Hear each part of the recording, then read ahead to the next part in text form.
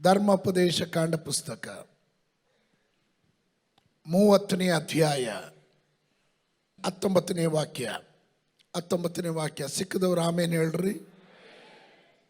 ಓದೋಣವೇ ಒಟ್ಟಿಗೆ. ನಾನು ಜೀವ ಮರಣಗಳನ್ನು ಆಶೀರ್ವಾದ ಶಾಪಗಳನ್ನು ಈಗ ನಿಮ್ಮ ಮುಂದೆ ಇಟ್ಟಿದ್ದೇನೆ. ಇದಕ್ಕೆ ಭೂಮಿ ಆಕಾಶಗಳು ಸಾಕ್ಷಿಗಳಾಗಿರಲಿ. ಆದುದರಿಂದ ನೀವು ನಿಮ್ಮ ಸಂತತಿಯವರು ಬದುಕಿಕೊಳ್ಳುವಂತೆ ಜೀವವನ್ನೇ ಆದುಕೊಳ್ಳ್ರಿ. ಕರ್ತನ, ಈ ವಾಕ್ಯದ ಮೂಲಕ ನಿನ್ನ ಜನರೊಟ್ಟಿಗೆ ನೀನು ಮಾತನಾಡು. ಕೇಳುವವರ ಹೃದಯಗಳಲ್ಲಿ ಆಲುಗು ನೆಟ್ಟಂತಾಗತಕ್ಕಂತೆ ಪರಿಶುದ್ಧಾತ್ಮನ ಕ್ರಿಯೆ ತೋರ್ಪಡಲಿ. ಹೇಳುವ ಪ್ರತಿಯೊಂದು ಮಾತನ್ನಲ್ಲೂ ಅಭಿಷೇಕವು ತುಂಬಿ ಹೊರಬರಲಿ. ಯೇಸುವಿನ ನಾಮದಲ್ಲಿ ಬೇಡ್ತೇನೆ ತಂದೆ, ಆಮೇನ್. ಕುಳಿತುಕೊಳ್ರಿ. ಇವತ್ತಿನ ನನ್ನ ಸಂದೇಶದ ಪೀಠಿಕೆ ನಿರ್ಧಾರದ ಪ್ರಾಮುಖ್ಯತೆ, ದ ಇಂಪಾರ್ಟೆನ್ಸ್ ಆಫ್ ಡಿಸಿಷನ್. ಓದಿದಂಥ ವಾಕ್ಯದಲ್ಲಿ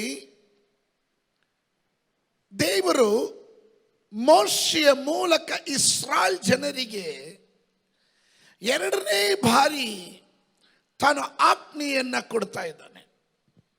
ಧರ್ಮೋಪದೇಶ ಕಾಂಡ ಪುಸ್ತಕ ಎಂದರೆ ಅದರ ಅರ್ಥ ಎರಡನೇ ಆಜ್ಞೆಯಾಗಿರುತ್ತೆ. ಮೊದಲು ಸೀನಾಯಿ ಪರ್ವತದಲ್ಲಿ ದಶಾಜ್ಞೆಗಳನ್ನು ಹೊಂದಿದಂಥ ಮೋಶೆ ಈಗ ಧರ್ಮೋಪದೇಶ ಕಾಂಡ ಪುಸ್ತಕದ ಕಡೆಯ ಅಧ್ಯಾಯದ ಭಾಗಕ್ಕೆ ಬಂದಾಗ ತಾನು ಹೀಗೆ ಹೇಳ್ತಾ ಇದ್ದಾನೆ, ನಾನು ಜೀವ ಮರಣಗಳನ್ನು ಆಶೀರ್ವಾದ ಶಾಪಗಳನ್ನು ಈಗ ನಿಮ್ಮ ಮುಂದೆ ಇಟ್ಟಿದ್ದೇನೆ. ಇದಕ್ಕೆ ಭೂಮಿ ಆಕಾಶಗಳು ಸಾಕ್ಷಿಯಾಗಿರಲಿ. ಭೂಮಿಯು ಆಕಾಶಗಳು ಸಾಕ್ಷಿಯಾಗಿರಲಿ. ನೀವು ನೋಡ್ರಿ, ಅಲ್ಲಿ ಆಕಾಶಗಳು ಅಂತ ಪದ ಇದೆ. ಅದನ್ನು ನಾವು 3 events ಅಂತ ಕರಿತೀವಿ. ಮೇಘಮಂಡಲ, ಆಕಾಶ ಮಂಡಲ, ಸುರಗನ ಪರ್ವತ. ದಟ್ ಮೀನ್ಸ್ 3ನೇ ಪರಲೋಕ. ಆದುದರಿಂದ ನೀವು ನಿಮ್ಮ ಸಂತತಿಯವರು ಬದುಕಿಕೊಳ್ಳುವಂತೆ ಜೀವವನ್ನು ಹಾದುಕೊಳ್ಳ್ರಿ ಎಂಬುದಾಗಿ ದೇವರು ಸೃಷ್ಟಿ ಮಾಡಿರುವಂಥ ಎಲ್ಲ ಸೃಷ್ಟಿಗಳಲ್ಲೂ ನಾವು ಅದ್ಭುತಕರವಾದಂಥ ಎಲ್ಲ ಸೃಷ್ಟಿಗಳಲ್ಲೂ ನಾವು ಹೆಚ್ಚಾಗಿ ಮನುಷ್ಯರು ಆಶೀರ್ವದಿಸಲ್ಪಟ್ಟವರಾಗಿದ್ದೇವೆ. ಅದರಲ್ಲಿ ನಾವು ಆಶೀರ್ವದಿಸಲ್ಪಟ್ಟಿರುವ ಎಲ್ಲ ಅದ್ಭುತಗಳಲ್ಲಿ ನಾವು ಪಡೆದಿರುವ ಅತ್ಯಂತ ಶಕ್ತಿಶಾಲಿ ವಿಷಯವೆಂದರೆ ನಮಗೆ ಸ್ವ ಇಚ್ಛೆ, ಇಚ್ಛಾಶಕ್ತಿ, ಸ್ವಾತಂತ್ರ್ಯವಾದ ಇಚ್ಛೆ, ದ ಫ್ರೀ ವಿಲ್ ಅಂತ ಹೇಳಬಹುದು. ಸ್ವಾತಂತ್ರ್ಯ ಇಚ್ಛೆ ಅಥವಾ ಆಯ್ಕೆ ಮಾಡುವ ಶಕ್ತಿಯನ್ನು ದೇವರು ನಮಗೆ ದಯಪಾಲಿಸಿದ್ದಾನೆ. ದೇವರು ಮನುಷ್ಯರನ್ನ ಸ್ವತಂತ್ರ ಇಚ್ಛಾಶಕ್ತಿಯಿಂದ ಸೃಷ್ಟಿಸಿದ್ದಾನೆ. The choice is ours. ಆಯ್ಕೆ ನಮ್ಮದು. ಆರಿಸ್ಕೊಳ್ಳೋದಕ್ಕೆ ದೇವರು ಶಾಪವನ್ನು ಇಟ್ಟಿದ್ದಾನೆ, ಆಶೀರ್ವಾದವನ್ನು ಇಟ್ಟಿದ್ದಾನೆ, ಒಳ್ಳೆಯದು ಇಟ್ಟಿದ್ದಾನೆ, ಕೆಟ್ಟದ್ದು ಇಟ್ಟಿದ್ದಾನೆ, ಬೆಳಕು ಇಟ್ಟಿದ್ದಾನೆ, ಕತ್ತಲೆಯನ್ನು ಇಟ್ಟಿದ್ದಾನೆ. ಆರಿಸ್ಕೊಳ್ಳೋದು ನಮಗೆ ಬಿಟ್ಟಿದ್ದು. ಆದುದರಿಂದ ನಾವು ನಮ್ಮ ವೈಯಕ್ತಿಕವಾಗಿ ಆಯ್ಕೆಗಳು ಮತ್ತು ನಿರ್ಧಾರಗಳ ಮೇಲೆ ಸ್ವಾತಂತ್ರ್ಯದ ಶಕ್ತಿಯನ್ನು ಚಲಾಯಿಸುತ್ತಾ ನಮ್ಮ ಜೀವನವನ್ನು ನಡೆಸ್ತಾ ಇದ್ದೇವೆ.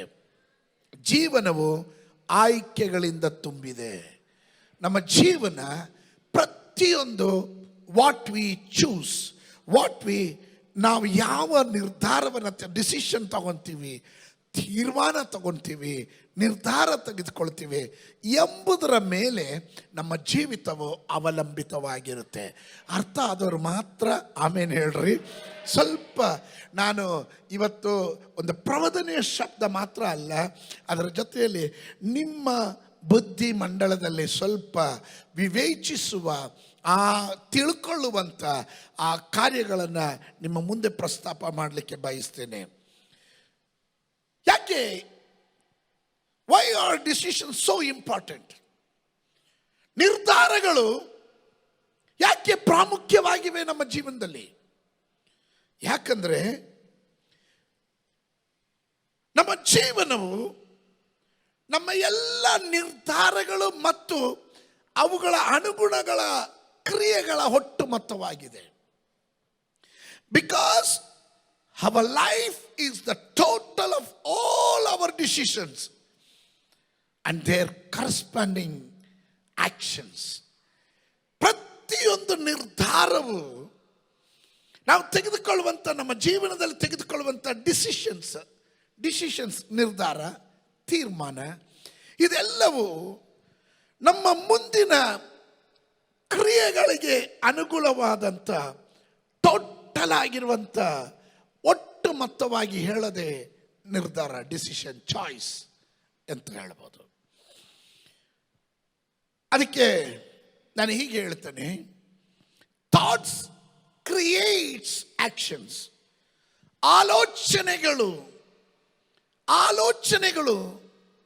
ಕ್ರಿಯೆಗಳನ್ನು ರಚಿಸುತ್ತದೆ. ನಾವು ಏನು ಚಿಂತೆ ಮಾಡ್ತೀವೋ, ಏನು ನಾವು ಮನಸ್ಸಿನಲ್ಲಿ ಚಿಂತೆ ಮಾಡ್ತೀವೋ, ಅದು ಕ್ರಿಯಾ ರೂಪದಲ್ಲಿ ಪ್ರಕಟವಾಗುತ್ತೆ. ನಮ್ಮ ಮನಸ್ಸಿನಲ್ಲಿ ಒಬ್ಬರ ಮೇಲೆ ಕೋಪ ಬಂದರೆ ಆ ಕೋಪ ಅವ್ರು ನೋಡಿದಾಗ ಪ್ರಕಟಿಸಬೇಕು ಅನಿಸುತ್ತೆ. ಸ್ವತಃ ಹೇಳದೇ ಇದ್ದಾಗ ನನ್ನ ಮೇಲೆ ಕೋಪ ಇರಂಗಿದೆ ನಿಮಗೆ, ನನ್ನ ಮೇಲೆ ಕೋಪ ಇದೆಯಾ ನಿಮಗೆ? Thoughts creates actions. ನಿಮ್ಮ ಮನಸ್ಸಿನಲ್ಲಿ ಸೈತಾನನು ಬೀಜ ಬಿತ್ತುತ್ತಾನೆ. ಸೈತಾನನು ನಿಮ್ಮ ಮನಸ್ಸಿನಲ್ಲಿ ಬೀಜ ಬಿತ್ತುತ್ತಾನೆ. ಅದನ್ನ ನಿಮ್ಮ ಮೂಲಕ ಕ್ರಿಯೆಯಲ್ಲಿ ಅದನ್ನು ಪ್ರಕಟಿಸ್ತಾನೆ. ನಾವು ಅದನ್ನು ಮನಸ್ಸಿಗೆ ತೆಗೆದುಕೊಳ್ಳೋದಕ್ಕೆ ಮುಂಚೆ ನಾವು ಯೋಚನೆ ಮಾಡಬೇಕು, ಇದರ ಫಲ ಏನು, ಇದರ ಅಂತ್ಯ ಏನು, ಜೀವವೋ ಮರಣವೋ, ನಾಶನವೋ ಲಾಭವೋ, ಆಶೀರ್ವಾದವೋ ಶಾಪವೋ, ಇದರಿಂದ ಏನು ಲಾಭ ಉಂಟಾಗುತ್ತದೆ, ಇದನ್ನು ನಾವು ಯೋಚನೆ ಮಾಡಬೇಕು. ಆಲೋಚನೆಗಳು ನಿಮ್ಮ ಕ್ರಿಯೆಗಳನ್ನು ಅದು ರಚಿಸುವಂಥದ್ದಾಗಿರುತ್ತದೆ. Actions, every actions create habits. Every actions create habits. ನಿಮ್ಮ ಕ್ರಿಯೆಗಳು ಅದು ಹವ್ಯಾಸವನ್ನು ಸೃಷ್ಟಿ ಮಾಡುತ್ತೆ. ಅದು ಹ್ಯಾಬಿಟ್ ಆಗಿಬಿಡುತ್ತೆ. Hello, listen to me. ಇದೀರಾ ನೀವು ನನ್ನ ಜೊತೆ? ಎಲ್ಲ ಕ್ರಿಯೆಗಳು, ನೀವು ಮಾಡುವ ಪ್ರತಿಯೊಂದು ಕ್ರಿಯೆಗಳು ಕಾಲಕ್ರಮೇಣ ಅದೊಂದು ಹವ್ಯಾಸ ಆಗಿಬಿಡುತ್ತೆ.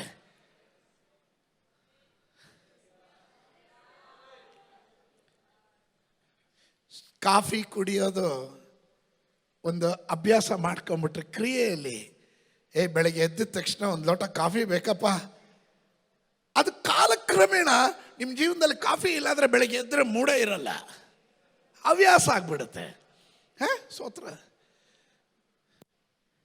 ಕೆಲವರಿಗೆ ದಿನಪತ್ರಿಕೆ ಓದೋದು ಹವ್ಯಾಸ.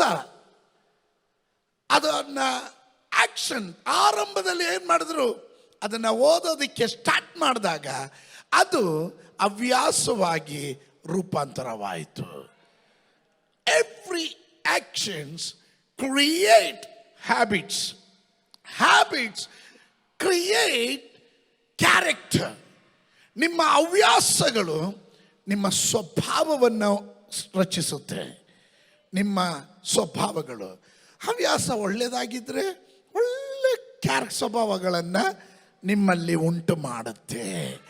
ನಾನು ಹೇಳೋದು ನಿಮ್ಗೆ ಅರ್ಥ ಆಗ್ತಾ ಇದೆಯಾ? ಅರ್ಥ ಆಗ್ತಾ ಇದೆ? ಸ್ವಲ್ಪ ತಲೆ ಒಳಗಡೆ ಬಿಟ್ಕೊಳ್ರಿ, ಆಮೇಲೆ ಇಲ್ಲದ್ರೆ ಇದು ಅರ್ಥ ಆಗೋದಿಲ್ಲ. ಥಾಟ್ಸ್, ನಿಮ್ಮ ಚಿಂತೆ, ನೀವು ಮಾಡುವ ಕ್ರಿಯೆಯನ್ನು ವ್ಯಕ್ತಪಡಿಸುತ್ತೆ. ಕ್ರಿಯೆಗಳು ನಿಮ್ಮ ಹವ್ಯಾಸವನ್ನು ಉಂಟು ಮಾಡುತ್ತೆ. ಹವ್ಯಾಸಗಳು ನಿಮ್ಮ ಸ್ವಭಾವವನ್ನು ಉಂಟು ಮಾಡುತ್ತದೆ. ಆ ಸ್ವಭಾವಗಳು ನಿಮ್ಮ ಭವಿಷ್ಯವನ್ನು ನಿರ್ಧರಿಸುತ್ತೆ. ಆಮೇಲೆ ಆ ಸ್ವಭಾವಗಳು ಕೆಲವರನ್ನ ಬ್ರ್ಯಾಂಡ್ ಮಾಡಿಬಿಡ್ತಾರೆ. ಅವನು ಮುಂಗೋಪಿ, ಅವನು ಪಾಪಿ, ಅವನು ದುಷ್ಟ, ಅವನು ವಂಚಕ. ಕೆಲವರನ್ನ ಬ್ರ್ಯಾಂಡ್ ಮಾಡ್ತಾರೆ. ನೋಡುವ ಜನರ ಒಳಗಡೆ, ಮಾತನಾಡುವ ಜನರ ಒಳಗಡೆ ಅವನ ದೃಷ್ಟಿಕೋನ ಇವನನ್ನು ಆ ಬ್ರ್ಯಾಂಡಲ್ಲೇ ನೋಡ್ತಾರೆ. ಅದರಿಂದಲೇ ನಾವು ಹೇಳಿದ್ದು ಪ್ರತಿಯೊಂದು ಆಲೋಚನೆಗಳನ್ನು ನಾವು ತೆಗೆದುಕೊಳ್ಳುವಾಗ ಜೀವವೋ ಮರಣವೋ ಒಳ್ಳೆಯದೋ ಕೆಟ್ಟದು ಅಂತ ತಿಳಿದು ನಮ್ಮ ಮನಸ್ಸಿನಲ್ಲಿ ಅದನ್ನು ತೆಗೆದುಕೊಳ್ಳಬೇಕು. ಅದರ ಮೂಲಕ ನಮ್ಮ ಮನಸ್ಸಿನಲ್ಲಿ ಬರೋದರ ಚಿಂತೆಗಳ, ಆ ಆಲೋಚನೆಗಳ ಮೂಲಕ ನಮ್ಮ ಆ್ಯಕ್ಷನ್ಗಳು, ಕ್ರಿಯೆಗಳು ನಡೆಯುತ್ತೆ. ಆ ಕ್ರಿಯೆಗಳು ಹವ್ಯಾಸಗಳನ್ನು ಉಂಟು ಮಾಡುತ್ತದೆ. ಹವ್ಯಾಸಗಳು ನಮ್ಮ ಜೀವನದ ಸ್ವಭಾವಗಳನ್ನು ರೂಪಿಸುವಂಥದ್ದಾಗಿರ್ತದೆ. ನಮ್ಮ ಸ್ವಭಾವ ನಮ್ಮ ಭವಿಷ್ಯವನ್ನು ನಿರ್ಧರಿಸುತ್ತದೆ. The character creates destiny. ನಿಮ್ಮ ಭವಿಷ್ಯ ಹೇಗಿರಬೇಕು ಎನ್ನೋದು ಅವರವರ ಸ್ವಭಾವ. ನೀನು ಮದ್ಯಪಾನಿಯಾಗಿ ಜೀವನ ಮಾಡಬೇಕು ಅಂದರೆ ನಿನ್ನ ಭವಿಷ್ಯ ಮದ್ಯಪಾನಿ, ಕುಡುಕ ಎಂಬ ಹೆಸರಿನಲ್ಲಿ ಅಂತ್ಯವಾಗುತ್ತೆ. ಒಬ್ಬ ದೇವರ ಮಗನು ಎಂಬ ಹಲ್ಲೆಲೂಯ ಸ್ತೋತ್ರ. ಆ ರೀತಿಯಲ್ಲಿ ನಿನ್ನ ಸ್ವಭಾವ ದೈವ ಮಕ್ಕಳಿಗೆ ಬೇಕಾದಂಥ ಒಳ್ಳೆಯ ಗುಣಗಳು, ಒಳ್ಳೆಯ ಫಲಗಳು, ಆತ್ಮನ ಫಲಗಳನ್ನು ಕೊಡುವಂಥ ಒಳ್ಳೆಯ ಸ್ವಭಾವಗಳನ್ನು ನೀವು ಬೆಳೆಸ್ಕೊಂಡು ಬಂದರೆ ನಿಮ್ಮ ಭವಿಷ್ಯ ಒಳ್ಳೆಯದಾಗಿರುತ್ತದೆ. Hallelujah. Your decisions today, your decision determines your destiny tomorrow. ಇವತ್ತು ನೀವು ತೆಗೆದುಕೊಳ್ಳುವಂಥ ಪ್ರತಿಯೊಂದು ಆಯ್ಕೆಯು ನಾಳೆ ನಿಮ್ಮ ಭವಿಷ್ಯವನ್ನು ನಿರ್ಧರಿಸುವಂಥದ್ದಾಗಿದೆ. ಒಪ್ಪೋರು ಮಾತ್ರ ಆಮೇನ್ ಹೇಳ್ರಿ. ನಾಳಿನ ಭವಿಷ್ಯವನ್ನ ಅದು ನಿರ್ಧರಿಸುವಂಥದ್ದಾಗಿದೆ. ಕೆಲವರು ಆತುರವಾಗಿ ತೀರ್ಮಾನ ತೆಗೆದು ಬಿಡ್ತಾರೆ. ನಾನು ಇನ್ಮೇಲೆ ನಿನ್ನ ಹತ್ರ ಮಾತಾಡಲ್ಲ ಸ್ತೋತ್ರ. ಆಮೇಲೆ ಮಾತಾಡಬೇಕು ಅನ್ನಿಸಿದ್ರು ಈಗೋ ಹೇಳುತ್ತೆ, ಬೇಡ ಕಣೋ ನೀನು ಅವತ್ತು ತೀರ್ಮಾನ ತಗೊಂಡಿದೀಯಾ ಅಂತ. ನಾ ಹೇಳೋದು ನಿಮ್ಗೆ ಅರ್ಥ. ನಾನು ಸಿಂಪ್ಲಿಫೈ ಮಾಡಿ ಹೇಳ್ತಾ ಇದ್ದೀನಿ. ಕೆಟ್ಟ ನಿರ್ಧಾರಗಳು, ಕೆಟ್ಟ ತೀರ್ಮಾನಗಳು ನಿಮ್ಮನ್ನು ದೋಷಕ್ಕೆ ತಳ್ಳುತ್ತೆ. ಇದೀರಾ ನೀವು ನನ್ನ ಜೊತೆ? ಇವತ್ತು ಸ್ತೋತ್ರ ಜಾಸ್ತಿ ನಾನು ಕೇಳಂಗಿಲ್ಲ. ಯಾಕಂದರೆ ಎಷ್ಟೆಷ್ಟೋ ತೀರ್ಮಾನಗಳು ತಗೊಂಬಿಟ್ಟಿದ್ದೀವಿ. ಅದನ್ನೆಲ್ಲ ಈಗ ತೀರ್ಮಾನ ಬದಲಾಯಿಸು ಅಂದರೆ ಹೆಂಗಾಗೋದು ಅಂತ. ಸ್ತೋತ್ರ. ನಮ್ಮ ಸಜ್ಜಿ ಯಾಕೋ ನಗುನ ಹೊರಗಡೆ ಬಿಡು, ಅಲ್ಲಾಡ್ತಾ ಇದ್ದಾನ ಅವ್ನು ನಗ್ತಾ.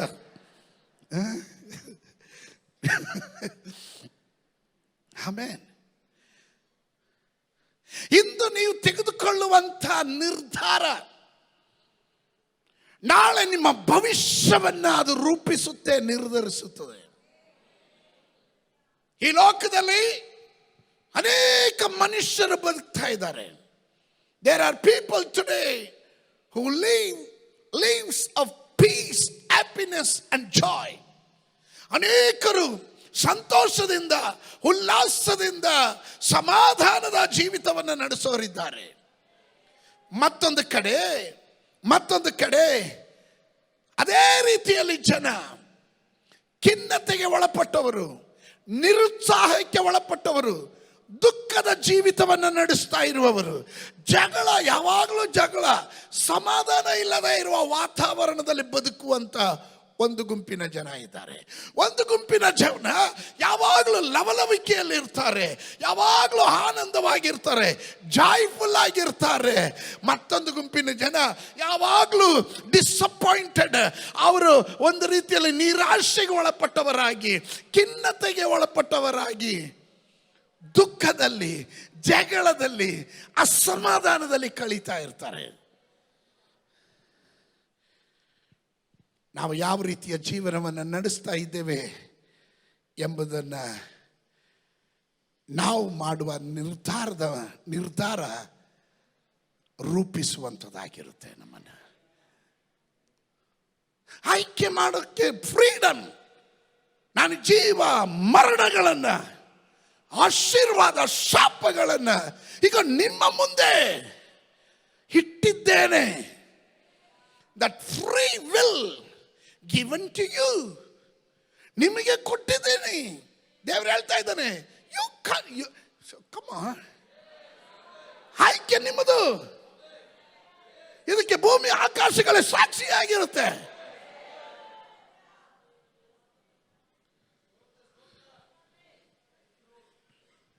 ನಿನಗೆ ಮದ್ಯಪಾನದ ಬಾಟ್ಲು ಇಟ್ಟಿದ್ದಾರೆ, ಆರ್ಲಿಕ್ಸ್ ಬಾಟ್ಲು ಇಟ್ಟಿದ್ದಾರೆ.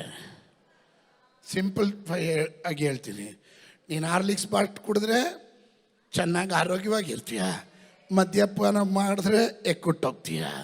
ಆಯ್ಕೆ ನಿಂದು, ಆಯ್ಕೆ ನಿಂದು, ಆಯ್ಕೆ ನಿಂದು. ಆಮೇಲೆ ಜೀವ ಮರಣ ನಿನ್ನ ಕೈಯಲ್ಲಿದೆ. ದೇವರು ಬರಲ್ಲ ಅಲ್ಲಿ ಡಿಸಿಷನ್ ತಗೊಳಕ್ಕೆ.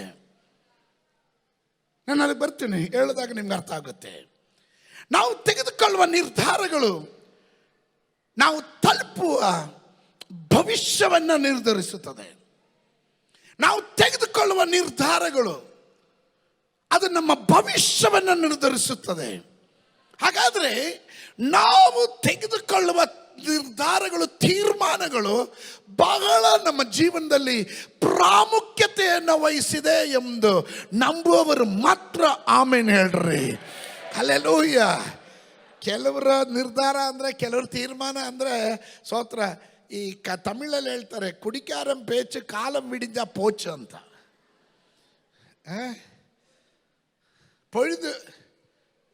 பொழுது விடுங்க, நான் காலை விடுங்க, ரெண்டும் ஒன்று தான் போட்டுங்க. நீங்கள் சென் தமிழ் பேசுகிறீங்க, நான் என் பெங்களூர் தமிழ் பேசுகிறேன். ஆமே, ಹಲ್ಲೆಲೂಯಾ, ಆಮೇ. ಅಲ್ಲಿ ಹೇಳ್ತಾರೆ, ಕುಡುಕನ ಮಾತು ರಾತ್ರಿ ಹೇಳೋದು ಬೆಳಗ್ಗೆಗೆ ಮಾಯ ಅಂತ. ಕೆಲವರು ತೀರ್ಮಾನಗಳು ಹಂಗೆ ದಿಢೀರ್ ಅಂತ ತೀರ್ಮಾನ ತಗೊಂಡ್ಬಿಡ್ತಾರೆ. ಅಪ್ಪ, ಒಂದೊಳ್ಳೆ ಮೆಸೇಜ್ ಕೇಳ್ಬಿಟ್ರೆ, ದೇವ್ರೇ ನನ್ನ ಆಸ್ತಿ ಎಲ್ಲ ದೇವರ ಸೇವೆಗಾಗಿ ನಾನು ಬರೆದು ಕೊಟ್ಬಿಡ್ತೀನಿ ಅಂತ ಸ್ತೋತ್ರ. ಆಮೇಲೆ ಯೋಚನೆ ಮಾಡ್ತಾರೆ, ಆ ಮೆಸೇಜ್ ಮರ್ತೋದ್ಮೇಲೆ ನಾನು ಯಾವಾಗ ಹೇಳಿದೆ, ಹಂಗೆ ಹೇಳ್ದ, ಅದು ದೇವ್ರಿಗೆ ಇಷ್ಟ ಇಲ್ವೇನೋ, ಬೇಡ ಬಿಡು ಸ್ತೋತ್ರ. ಎಷ್ಟು ಜನ ತೀರ್ಮಾನಗಳು ತೆಗೆದುಕೋತಾರೆ. 31ನೇ ತಾರೀಕು ಡಿಸೆಂಬರ್ 31 ಆದರೆ ಎಲ್ಲ ತೀರ್ಮಾನಗಳನ್ನದಿಯೇ ಬರೋದು. ಯಾಕೆ ಗೊತ್ತಾ, ಕಳೆದ ವರ್ಷ ಏನೇನೋ ನನ್ನ ಜೀವನದಲ್ಲಿ ಆಗೋಯ್ತು, ಅದೆಲ್ಲ ಒಂದು ಕೆಟ್ಟ ಕನಸು, ಅದೆಲ್ಲ ಮರೆತುಬಿಟ್ಟು ಹೊಸ ವರ್ಷದಲ್ಲಿ ಹೊಸ ಮನುಷ್ಯನಾಗಿ ಸ್ತೋತ್ರ. ಯಾವುದೂ ಇಲ್ಲ ಹೊಸದು. ನಿನ್ನ ಮೈಂಡ್ ಯಾವಾಗ ಬೇಕಾದರೂ ಹೊಸದು ಮಾಡ್ಕೊಬೋದು. ಅದಕ್ಕೆ ಡಿಸೆಂಬರ್ 31 ಬೇಕಂತಿಲ್ಲ, ಜನವರಿ 1ನೇ ತಾರೀಕೇ ಬೇಕಂತಿಲ್ಲ. ನೀನು ಈ ಕ್ಷಣದಿಂದಲೇ ನಿನ್ನ ಮನಸ್ಸನ್ನು ಸ್ವಚ್ಛ ಮಾಡಿಕೊಳ್ಬೋದು. ನೀನು ತೆಗೆದುಕೊಳ್ಳುವ ನಿರ್ಧಾರ ನಿನ್ನ ಭವಿಷ್ಯವನ್ನು ನಿರ್ಧರಿಸುತ್ತೆ. Come on, somebody shout hallelujah. Somebody shout hallelujah. The decision we make determine the destiny that we reach. ನಾವು ತೆಗೆದುಕೊಳ್ಳುವಂಥ ತೀರ್ಮಾನ ನಾವು ಎಲ್ಲಿಗೆ ತಲುಪಬೇಕು, ನಮ್ಮನ್ನು ಆ ಗುರಿಯ ಕಡೆಗೆ ತಲುಪಿಸೋದಕ್ಕೆ ಸಾಧ್ಯತೆ ಉಂಟು. ನಾವು ತೆಗೆದುಕೊಳ್ಳುವಂಥ ಪ್ರತಿಯೊಂದು ನಿರ್ಧಾರದಲ್ಲೂ ನಾವು ನಮ್ಮ ಜೀವನಕ್ಕೆ ಕೆಲವು ಮಾರ್ಗಗಳನ್ನು ಆರಿಸ್ಕೊಳ್ಳುತ್ತೇವೆ.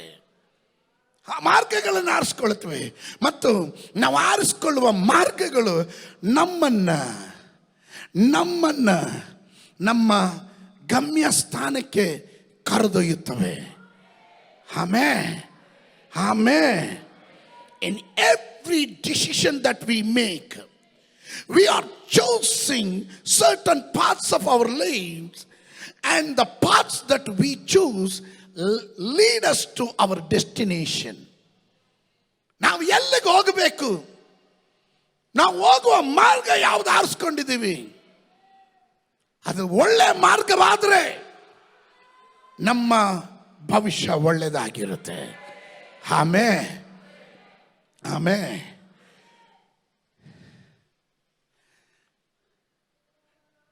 ನಾವು ನಮ್ಮ ಭವಿಷ್ಯ ಚೆನ್ನಾಗಿರಬೇಕು ಅಂದರೆ, ನಮ್ಮ ಜೀವನ ಚೆನ್ನಾಗಿರಬೇಕು ಅಂದರೆ, ನಮ್ಮ ಮಕ್ಕಳ ಭವಿಷ್ಯ ಚೆನ್ನಾಗಿರಬೇಕು, ನಮ್ಮ ಸಭೆ ಭವಿಷ್ಯ ಚೆನ್ನಾಗಿರಬೇಕು, ಸಭೆಗೆ ಒಳ್ಳೆ ಫ್ಯೂಚರ್ ಇರಬೇಕು ಅಂತ ಅಂದರೆ, being A leader, being a pastor, I have to take a right decisions. ಸರಿಯಾದ ತೀರ್ಮಾನಗಳನ್ನು, ನಿರ್ಧಾರಗಳನ್ನು ನಾನು ತೆಗೆದುಕೊಳ್ಳಬೇಕು. ಅಭಿಪ್ರಾಯ ಅನೇಕರು ಹೇಳ್ಬೋದು, ಆದರೆ ಸರಿಯಾದ ನಿರ್ಧಾರ ನಾಯಕತ್ವದಲ್ಲಿ ಇರುವವನು ತೆಗೆದುಕೊಳ್ಳಬೇಕು. ಕುಟುಂಬವನ್ನು ಸರಿಯಾದ ಪಥದಲ್ಲಿ ನಡೆಸಬೇಕಾ, ನೀನು ಸರಿಯಾದ ನಿರ್ಧಾರ ತೆಗೆದುಕೊಳ್ಬೇಕು.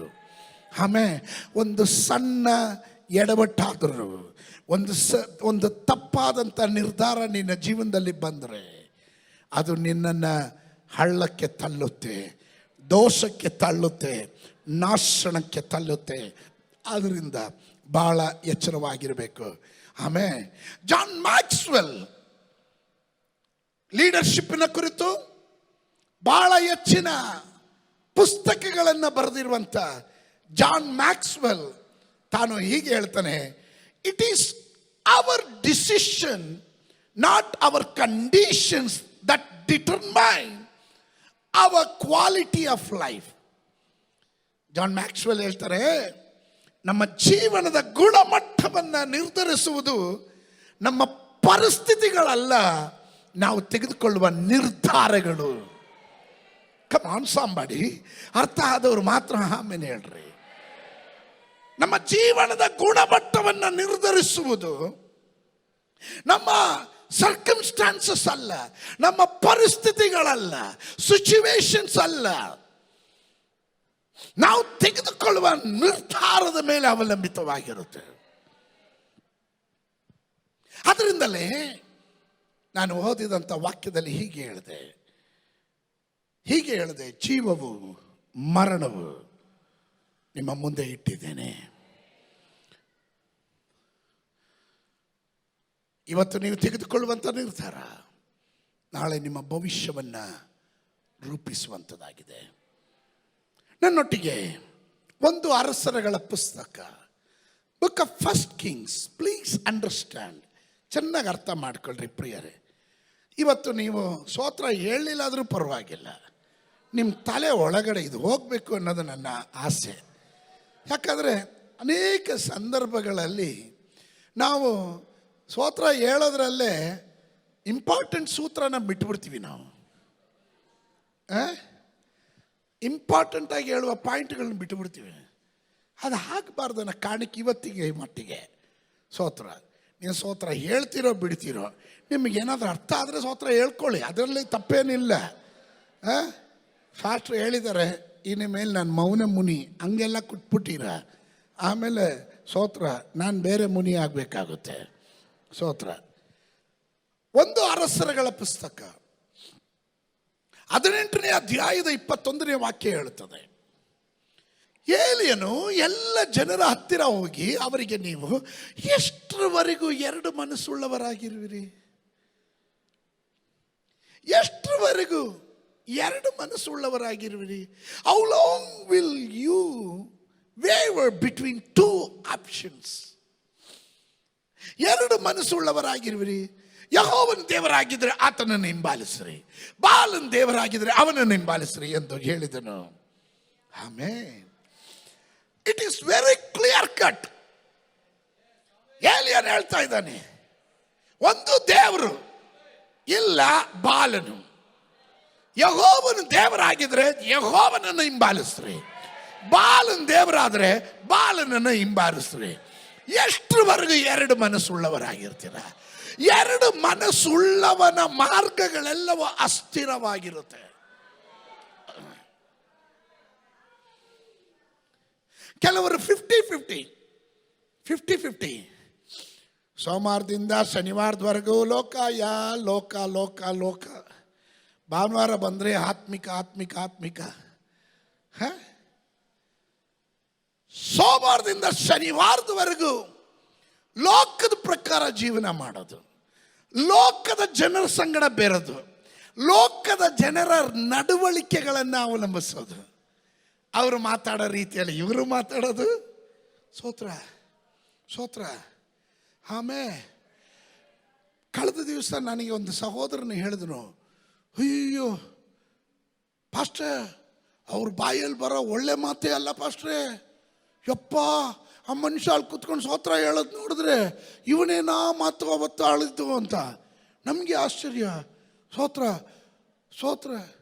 ನಾನು ಆ ಮನುಷ್ಯನ ಕರೆದು ಕೇಳಿದೆ, ಏನಪ್ಪ ಹಿಂಗಂದ್ರೆ, ಅದು ಕೋಪ ಬಂದಂಗೆ ಹಂಗೆ ಪಾಸ್ಟ್ರಿ ಅಂದ. ನಾನು ಹೇಳಿದೆ, ನೀನು ಒಂದು ಕೋಪ ಬಂದಾಗ ಪಾಪಿಯಾಗೇ ಇದ್ಬಿಡು. ಚರ್ಚಿಗೆ ಬಂದಾಗ ಪರಿಶುದ್ಧನು, ಕೋಪ ಬಂದಾಗ ಪಾಪಿಯಾಗಿರೋದು ಅದಕ್ಕಿಂತ ಉತ್ತಮವಾದದ್ದು. ಒಳ್ಳೆಯದನ್ನು ಹಾರಿಸ್ಕೊಳ್ರಿ. ಆಮೇನ್. ಯೇಸು ಸ್ವಾಮಿ ಹೇಳಿದನು, ಒಂದೇ ಬಾವಿಯಲ್ಲಿ ಸಿಹಿ ನೀರು ಕಹಿ ನೀರು ಬರಕ್ಕಾಗುತ್ತಾ? ಒಂದೇ ಬಾವಿಯಿಂದ ಸಿಹಿ ನೀರು ಬರಲಿ, ಈಗ ಈ ಬಕೆಟ್ ತುಂಬ ಕಹಿ ನೀರು ಬರಲಿ, ಸೇದಕ್ಕಾಗುತ್ತಾ? ಬಾವಿ ಕಹಿ ನೀರನ್ನು ಕೊಡುವ ಬಾವಿ ಆದರೆ ಅದು ಕಹಿಯನ್ನು ಪ್ರೊಡ್ಯೂಸ್ ಮಾಡುತ್ತೆ. ಸಿಹಿ ನೀರು ಕೊಡುವ ಬಾವಿ ಆದರೆ ಸಿಹಿ ನೀರನ್ನು ಕೊಡುತ್ತೆ. ದೇವರ ಮಗನಾಗಿರುವ ನಿನ್ನ ಬಾಯಲ್ಲಿ ಉತ್ತಮವಾದದ್ದು ಬರಬೇಕಾದ್ರೆ ನಿನ್ನ ಒಳಗಡೆ ಉತ್ತಮವಾದದ್ದು ಇರಬೇಕು. Choice is yours. ಆಯ್ಕೆ ನಿಮ್ದು. You select. ಒಂದು ದೇವರು ಬೇಕಾ, ಇಲ್ಲ ಬಾಲನ್ ಬೇಕಾ? ಜೀವ ಬೇಕಾ, ಮರಣ ಬೇಕಾ? ಬೆಳಕು ಬೇಕಾ, ಕತ್ಲೆ ಬೇಕಾ? ರೋಗ ಬೇಕಾ, ಸೌಖ್ಯ ಬೇಕಾ? ಆಶೀರ್ವಾದ ಬೇಕಾ, ಶಾಪ ಬೇಕಾ? ಇಚ್ಛಾಶಕ್ತಿಯನ್ನ ದೇವರು ನಮ್ಮ ಕೈಯಲ್ಲಿ ಕೊಟ್ಟಿದ್ದಾನೆ. ಇಚ್ಛಾಶಕ್ತಿಯನ್ನ ದೇವರು ನಮ್ಮ ಕೈಯಲ್ಲಿ ಕೊಟ್ಟಿದ್ದಾನೆ. ಏನ್ ಹೇಳ್ತಾ ಇದ್ದಾನೆ? ಎಷ್ಟರವರೆಗೂ 2 ಮನಸ್ಸುಳ್ಳವರಾಗಿರ್ತೀರ. 2 ದೋಣಿಯ ಯಾತ್ರೆ ನಿಲ್ಲಿಸ್ರಿ. ದೋಣಿ ಮುಂದೆ ಹೋಗುತ್ತೆ. ಸ್ವಲ್ಪ ಕಾಲ ನೀನು ಒಂದು ದೋಣಿಯಲ್ಲಿ ಒಂದು ಕಾಲು, ಇನ್ನೊಂದು ದೋಣಿಯಲ್ಲಿ ಮತ್ತೊಂದು ಕಾಲು ಹಾಕಿ ನೀನು ಬ್ಯಾಲೆನ್ಸ್ ಮಾಡ್ಬೋದು. ಆದರೆ ಅಲೆಗಳು ಉಕ್ಕುವಾಗ, ಅಲೆಗಳು ಬಂದಾಗ ಈ ದೋಣಿಗಳು 2 ದಿಕ್ಕಲ್ಲಿ ಹೋಗುತ್ತೆ. ನೀನು ನಡು ಸಮುದ್ರದಲ್ಲಿ ಬೀಳ್ತೀಯ. Hallelujah, hallelujah, hallelujah. ಇಸ್ರಾಯೇಲ್ ಜನರನ್ನ ನೋಡಿ ಏಲಿಯನ್ ಹೇಳ್ತಾ ಇದ್ದಾನೆ, ಇನ್ನು ಎಷ್ಟರವರೆಗೂ 2 ಮನಸ್ಸುಳ್ಳವರಾಗಿದ್ದೀರಾ? ಇವತ್ತು ನಾನು